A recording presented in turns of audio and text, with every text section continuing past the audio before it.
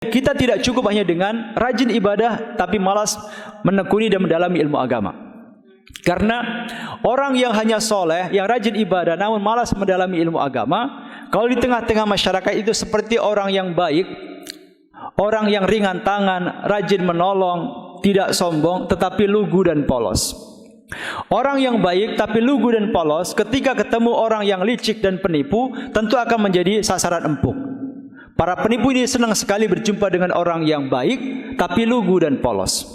Demikian pula kita di hadapan setan. Jika kita hanya rajin beribadah, tekun beribadah, tapi kita malas dalam mendalami ilmu agama, maka di hadapan setan kita laksana orang-orang yang baik, orang-orang yang soleh, tetapi lugu dan polos. Dan bagi setan ini gampang sekali menjerumuskan orang-orang yang lugu, menipu orang-orang yang lugu tanpa dia merasa ditipu.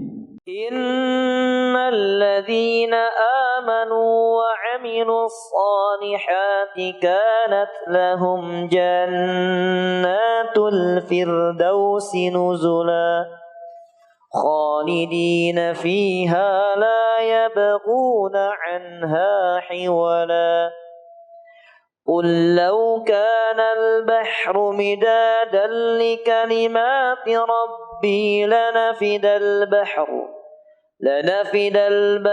قبل أن تنفد كلمات ربي ولو جئنا بمثله مددا. Innal hamdalillah nahmaduhu wa nasta'inuhu wa nastaghfiruh wa na'udzu billahi minasy syururi anfusina min sayyiati a'malina may yahdihillahu fala mudilla lahu wa may yudlil fala hadiya lahu. Asyhadu an la ilaha illallah wahdahu la syarika lahu wa asyhadu anna Muhammadan abduhu wa rasuluh. Allahumma shalli wa sallim wa barik ala nabiyyina Muhammad wa ala alihi wa ashabi ajma'in. Amma ba'd. Fa ya ibadallah usikum wa nafsi bitaqwallahi azza wa jal wa tamassuk bihadha ad-din tamassukan qawiyan faqad qala Allah ta'ala fi kitabihil karim a'udzu billahi minasyaitonir rajim ya ayyuhalladzina amanu ittaqullaha haqqa tuqatih wa la tamutunna illa wa antum muslimun. Ma'asyiral muslimin jamaah salat Jumat rahimakumullah. Segala puja dan segala syukur mari senantiasa kita panjatkan hanya kepada Allah Subhanahu wa taala. Tuhan kita yang maha mulia, Tuhan kita yang maha terpuji, Tuhan kita yang karunia kepada kita sungguh tidak terhitung jumlahnya, sungguh tidak dapat kita nilai harganya, dan sungguh tidak pernah terputus alirannya. Salawat dan salam semoga senantiasa Allah tambah curahkan kepada tauladan kita dalam semua kebaikan, Nabi yang kita imani, Nabi yang kita cintai, Nabi yang senantiasa kita ikuti sunnahnya dan kita harapkan syafaatnya, Nabi kita Nabi Muhammad sallallahu alaihi wasallam. Salam dan salam juga semoga tambah curahkan kepada keluarga tercinta beliau, para ummahatul mukminin, seluruh sahabat, seluruh tabi'in dan seluruh umat beliau termasuk kita di antaranya. Yang ketiga kalinya pada kesempatan yang sangat mulia ini saya mengajak kepada seluruh jamaah, wabil khusus kepada diri saya pribadi, mari kita senantiasa meningkatkan ketakwaan kita kepada Allah Subhanahu wa taala. Karena sungguh takwa adalah bekal kehidupan terbaik yang kita perlukan, sebagaimana yang Allah wasiatkan kepada kita semuanya di dalam firman-Nya yang mulia, wa tazawwadu fa inna khairaz zadi taqwa, dan kumpulkanlah bekal, sesungguhnya sebaik-baik bekal yang kalian kumpulkan adalah bekal takwa. Ma'asyiral muslimin jamaah Jumat rahimakumullah, tidak ada satupun nikmat yang menjadikan orang yang telah meninggal dunia begitu ingin memiliki kembali selain nikmat kehidupan. Jadi satu-satunya nikmat yang menjadikan semua orang yang telah mati ingin merasakan kembali, ingin memiliki kembali, ingin menikmati kembali adalah nikmat kehidupan. Rahasia ini Allah sampaikan dalam firman-Nya yang mulia dalam surat Al-Mu'minun ayat 99 dan 100. Allah Ta'ala berfirman, ba'da a'udzu billahi minasyaitonir rajim, hatta idza jaa ahadahumul mautu qala rabbirji'un la'alli a'malu salihan fima tarakt kalla innaha kalimatun huwa qailuha wa min waraihim barzakhun ila yaumi ba'tsun. Kata Allah Ta'ala dalam ayat yang mulia ini, yang artinya hatta idza jaa ahadahumul maut, hingga ketika kematian telah mendatangi salah seorang di antara mereka, dia berkata, Rabbirji'un, wahai Rabbku, wahai Tuhanku, mohon kembalikan aku ke dunia. Ma'asyarul muslimin, jamaah Jumat rahimakumullah, ayat ini sebagaimana dijelaskan oleh para mufassir, di antaranya Al-Imam Ibnu Katsir dalam tafsir beliau, disampaikan oleh Allah SWT terkait penyesalan dan sekaligus harapan orang-orang yang baru saja diambil nyawanya oleh Allah SWT. Ketika dia baru saja dicabut nyawanya oleh Allah SWT, dia mohon kepada Allah agar dikembalikan lagi ke dunia, diberikan kesempatan hidup yang kedua kalinya. Dalam rangka apa dia ingin dihidupkan kembali oleh Allah, diberikan kesempatan yang kedua kalinya? Tentu bukan dalam rangka ingin melepas rindu dengan keluarganya, atau ingin mengembangkan usahanya, atau ingin melanjutkan jabatannya yang belum tuntas.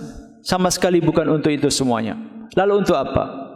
Dijelaskan Allah Ta'ala dalam nyitan firman-Nya, la'alli a'malu salihan fi ma taraktu, agar aku dapat melaksanakan amal soleh ya Allah yang dulu-dulu, yang kemarin-kemarin aku tinggalkan. Itu alasan mereka minta kepada Allah Subhanahu wa Ta'ala untuk dihidupkan kembali, diberikan kesempatan yang kedua hidup di dunia ini.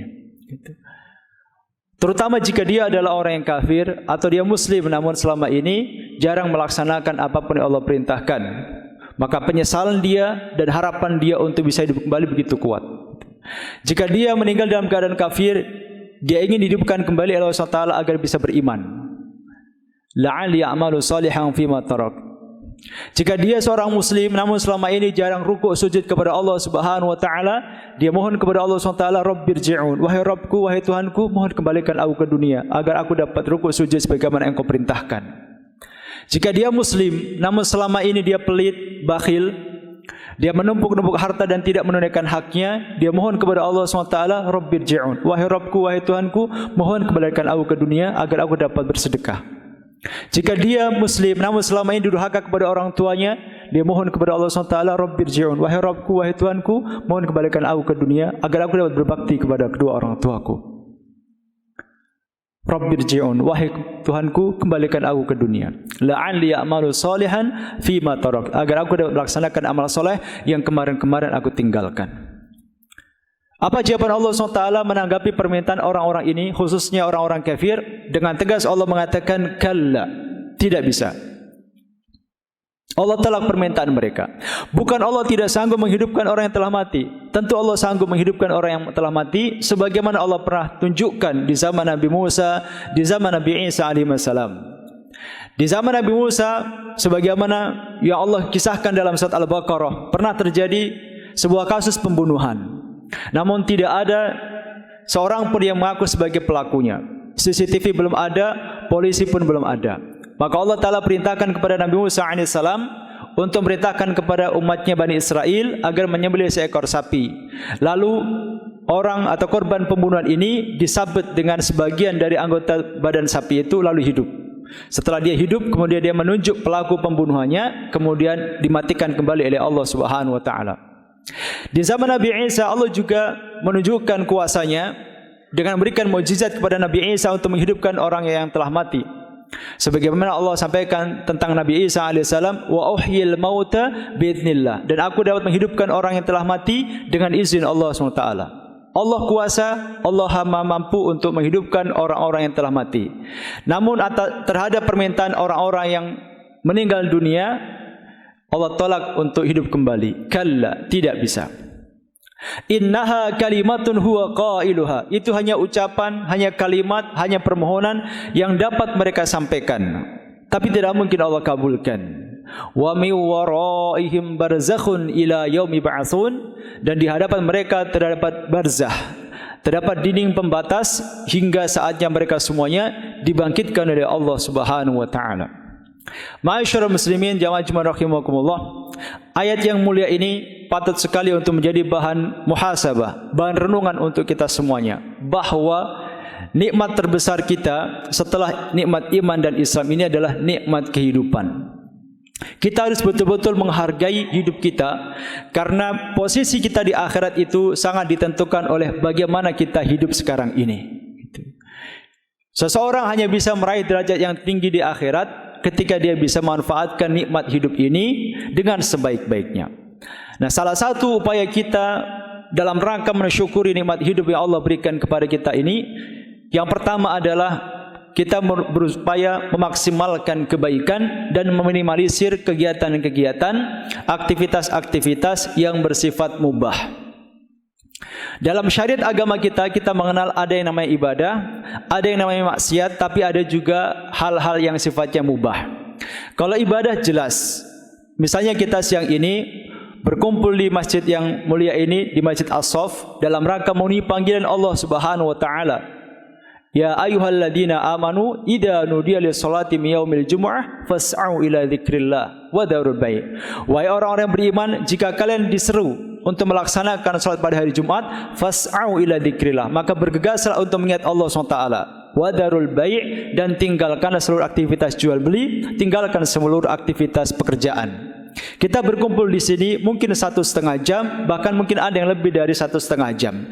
Tapi kita yakin bahwasanya berkumpulnya kita di sini tidak sia-sia. Ada timbangan kebaikan yang akan menjadi keberuntungan kita di akhirat. Karena kita tahu bahwasanya ini adalah ibadah. Gitu. Demikian pula jelas bagi kita jika itu kemaksiatan. Di jam yang sama hari ini, siang ini, mungkin ada orang yang sedang berselingkuh dengan pasangannya misalnya. Mungkin ada orang yang sedang merencanakan pembunuhan. Mungkin ada yang sedang pesta miras dan seterusnya. Kita tahu itu adalah dosa, itu adalah maksiat. Nah, tetapi ada hal-hal yang dia bukan ibadah, dia juga bukan maksiat. Itu yang disebut dengan kegiatan atau amalan yang mubah. Amalan yang mubah, kegiatan yang mubah, acara yang mubah adalah kegiatan, acara yang tidak mendatangkan pahala meskipun juga tidak mendatangkan dosa. Nah, ini perlu kita kurangi dan kita ganti waktu itu dengan amalan-amalan yang kita yakin mendatangkan pahala di sisi Allah Subhanahu wa taala, supaya kita tidak menjadi orang-orang yang kecewa ketika nanti kita diberikan buku catatan amal kita. Hal-hal yang mubah itu misalnya berjam-jam kita main game online misalnya. Itu sesuatu yang jelas bukan ibadah, meskipun juga secara umum bukan kemaksiatan. Bisa kita kategorikan sebagai hal yang mubah. Jika sesekali itu boleh-boleh saja, tapi jika keseringan dan berjam-jam, maka khawatirnya kita menjadi orang yang tertipu dalam salah satu dari jebakan syaitan yang 6. Al-Imam Ibnu Qayyim Al-Jauziyah menyebutkan bahwasanya syaitan itu ketika ingin merekrut manusia menjadi kawannya di neraka, dia memiliki 6 langkah atau 6 tahapan. Sebagaimana kita ketahui di dalam Al-Quranul Karim, surat Al-Baqarah ayat 208, Allah Ta'ala berfirman, Ya ayyuhalladzina amanu udkhulu fis silmi kaffah wa la tattabi'u khutuwati syaitan innahu lakum aduwwum mubin. Wahai orang-orang yang beriman, masuklah kalian semuanya ke dalam Islam kafah, secara totalitas. Kita Islam secara pikiran, Islam secara keyakinan, secara perbuatan, secara lisan, juga Islam dalam ibadah, Islam dalam muamalah, Islam dalam keluarga, Islam dalam politik dan seterusnya. Kafah. Kemudian Allah sampaikan wala tattabi'u khutuwati syaitan, dan jangan kalian mengikuti langkah-langkah syaitan. Innahu lakum aduwwum mubin, sesungguhnya syaitan bagi kalian semuanya adalah musuh yang nyata. Nah, Al-Imam Ibnu Qayyim Al-Jauziyah merinci bahwasanya ada 6 tahapan atau 6 langkah yang dilakukan oleh syaitan untuk merekrut manusia menjadi kawannya di neraka. Langkah pertama, syaitan pada dasarnya ingin menjadikan semua keturunan Nabi Adam, seluruh manusia penghuni bumi ini sebagai orang-orang yang kafir atau orang musyrik. Ini tahapan pertama dan ini target tertinggi syaitan. Pada dasarnya dia ingin semua orang itu menjadi orang-orang yang kafir kepada Allah SWT. Karenanya ketika hari ini kita dengan penuh ketundukan dan ketaatan memenuhi panggilan Allah untuk rukuk sujud di siang hari ini, maka ini sebuah kegagalan besar bagi syaitan. Ini langkah pertama. Dia ingin menjadikan semua orang menjadi kafir atau musyrik.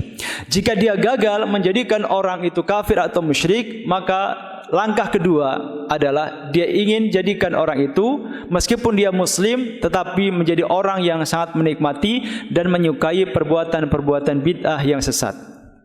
Ini yang kedua. Jadi jika dia tetap muslim tidak apa-apa, sementara dia akan turunkan targetnya, yaitu menjadikan orang itu menjadi pengamal-pengamal bid'ah yang dhalalah. bid'ah-bid'ah yang sesat. Itu yang kedua. Yang ketiga, jika orang itu tidak mempan dengan bisikan bid'ah, orang itu akan dibisiki untuk gemar dan menikmati perbuatan-perbuatan dosa besar. Dia menikmati perselingkuhan misalnya, dia menikmati pesta miras, dia menikmati pembunuhan, dia menikmati kezaliman yang dia lakukan. Itu langkah ketiga. Kemudian jika dia gagal menjadikan orang itu sebagai penikmat dosa besar, maka setan akan turunkan targetnya menjadi target yang keempat, yaitu orang itu akan dibisiki untuk menikmati dosa-dosa kecil, untuk menyukai dosa-dosa kecil sebagai pintu gerbang untuk menjerumuskan orang itu dengan pada dosa besar di suatu hari nanti.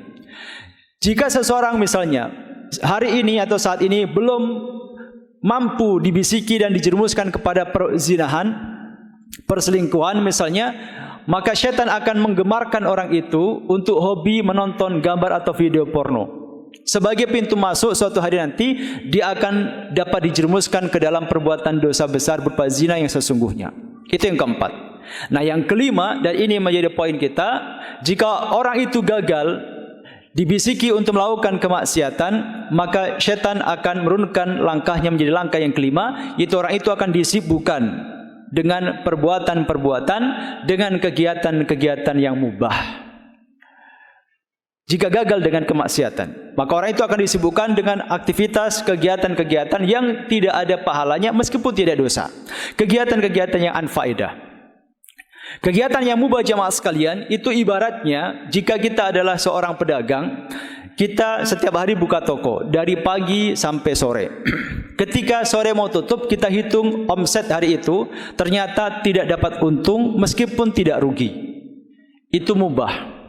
Besoknya lagi kita buka toko lagi, dagang seharian dari pagi sampai sore. Ketika kita akan tutup, kita hitung lagi penjualan hari itu, ternyata juga tidak untung meskipun juga tidak rugi. Kalau sebuah usaha kondisinya seperti ini terus-terusan, maka bisa dipastikan bahwa usaha ini tidak akan bertahan lama. Dia pasti akan gulung tikar. Nah, demikian pula hidup kita. Jika hidup kita kebanyakan diisi dengan aktivitas-aktivitas yang mubah, yang tidak mendatangkan pahala meskipun juga tidak mengakibatkan dosa, itu seperti orang yang dagang, tidak pernah untung meskipun tidak rugi. Pada dasarnya akan dihukumi sebagai orang yang rugi juga. Itu yang kelima. Nah, yang keenam, jika orang itu karena saking solehnya, mungkin dia terlahir dari keluarga yang soleh, hidup di lingkungan yang soleh, rajin mengikuti kajian ilmu, sehingga relatif memiliki benteng untuk menghadapi bisikan-bisikan syaitan dalam kemaksiatan dan dalam hal yang mubah, maka langkah terakhir syaitan adalah orang itu akan dibisiki dan digemarkan untuk menyukai amalan-amalan yang baik tetapi mengorbankan yang lebih baik. Dibisiki untuk menyukai amalan yang utama tetapi mengorbankan yang lebih utama. Sebagai contoh, jika misalnya dalam satu kesempatan di satu masjid, katakanlah di Masjid As-Saff ini ada agenda kajian ilmu misalnya. Kemudian ada sebagian kita misalnya memilih mojok lalu dia berzikir sendirian. Maka tentu kita sepakat bahwasanya berzikir itu ibadah. Diperintahkan Allah juga diperintahkan Rasul, amalan yang utama. Tetapi menuntut ilmu agama itu jauh lebih utama dibandingkan berzikir. Karenanya ketika di jam yang sama, di momen yang sama, ada kajian ilmu, kemudian ada sebagian kita yang malah sibuk berzikir sendirian, dikhawatirkan dia terjebak dalam jebakan syaitan yang keenam, yaitu sibuk dengan amalan yang utama tetapi meninggalkan yang lebih utama. Karena Nabi SAW ketika membuat tamsil atau analogi perbandingan antara orang alim dengan orang yang ahli ibadah, Rasul sampai mengatakan fadlul alimi 'alal 'abidi ka fadlil qamari lailatal badri 'ala sairil kawakibi. Perbandingan keutamaan antara orang alim dengan orang yang abid atau ahli ibadah namun tidak alim, itu seperti perbandingan antara bulan ketika purnama dibandingkan dengan seluruh bintang-bintang di angkasa. Ketika bulan purnama, maka kita tahu bahwasanya cahaya bulan itu mendominasi angkasa. Meskipun di angkasa banyak sekali bintang-bintang yang lainnya. Kira-kira begitu Nabi membandingkan antara keutamaan alim dengan abid atau keutamaan ilmu dengan ibadah. Ibadah sunnah tentunya. Nah, Karena jemaah sekalian, kita tidak cukup hanya dengan rajin ibadah tapi malas menekuni dan mendalami ilmu agama. Karena orang yang hanya soleh, yang rajin ibadah namun malas mendalami ilmu agama, kalau di tengah-tengah masyarakat itu seperti orang yang baik, orang yang ringan tangan, rajin menolong, tidak sombong, tetapi lugu dan polos. Orang yang baik tapi lugu dan polos, ketika ketemu orang yang licik dan penipu, tentu akan menjadi sasaran empuk.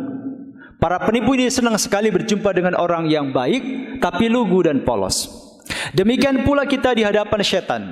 Jika kita hanya rajin beribadah, tekun beribadah, tapi kita malas dalam mendalami ilmu agama, maka di hadapan setan kita laksana orang-orang yang baik, orang-orang yang soleh, tetapi lugu dan polos. Dan bagi setan ini gampang sekali menjerumuskan orang-orang yang lugu, menipu orang-orang yang lugu tanpa dia merasa ditipu. Karena jemaah sekalian, menuntut ilmu agama ini menjadi kebutuhan kita sampai akhir hayat kita. Nah, inilah salah satu upaya kita untuk mensyukuri nikmat kehidupan, memaksimalkan waktu untuk kebaikan dan mulai mengurangi aktivitas-aktivitas yang bersifat mubah. Karena meskipun tidak mendatangkan dosa, sesungguhnya kita rugi dengan pertambahan usia kita. Mudah-mudahan Allah Subhanahu wa taala senantiasa membimbing kita dengan hidayah dan taufiknya, sehingga kita semakin bisa meningkatkan kualitas hidup kita sebagai bentuk syukur kita atas nikmat kehidupan yang Allah berikan. Barakallahu li wa lakum fil Qur'anil azim wa nafa'ani wa iyyakum bima fi minal ayati wa dzikril hakim fastaghfiruhu innahu huwal ghafurur rahim.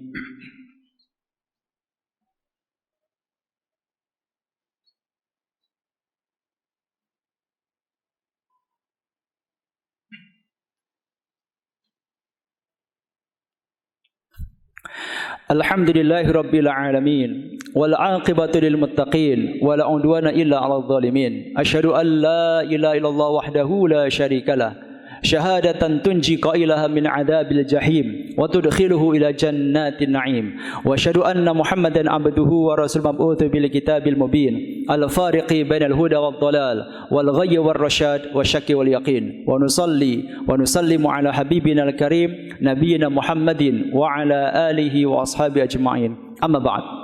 Faqad qala Allah Ta'ala fi kitabil karim, a'udzu billahi minasyaitonir rajim, ya ayyuhalladzina amanu ittaqullaha wal tanzur nafsum ma qaddamat lighad wattaqullaha innallaha khabirum bima ta'malun. Summa a'lamu annallaha amarakum bis salati was salami ala rasulih faqala innallaha wa malaikatahu yusalluna 'alan nabi ya ayyuhalladzina amanu sallu 'alaihi wa sallimu taslima.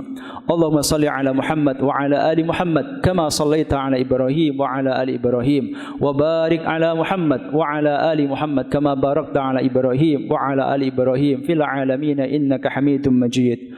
Allahumma ighfir lil muslimina wal muslimat wal mu'minina wal mu'minat al ahya'i min amwat innaka sami'un qaribun mujibud da'awat wa ya qadiyal hajat. Rabbana ighfir lana wa liwalidayna warhamhuma kama rabbana shighara. Rabbana ighfir lana wa li ikhwanina alladhina sabaquna bil iman wa la taj'al fi qulubina ghillan lil ladzina amanu rabbana innaka ra'ufur rahim.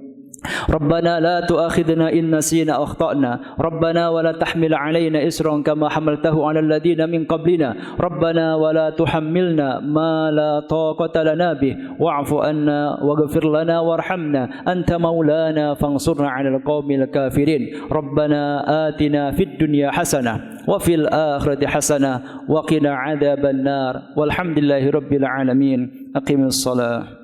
قل إنما أنا بشر مثلكم يوحى إلي أنما إلهكم إله واحد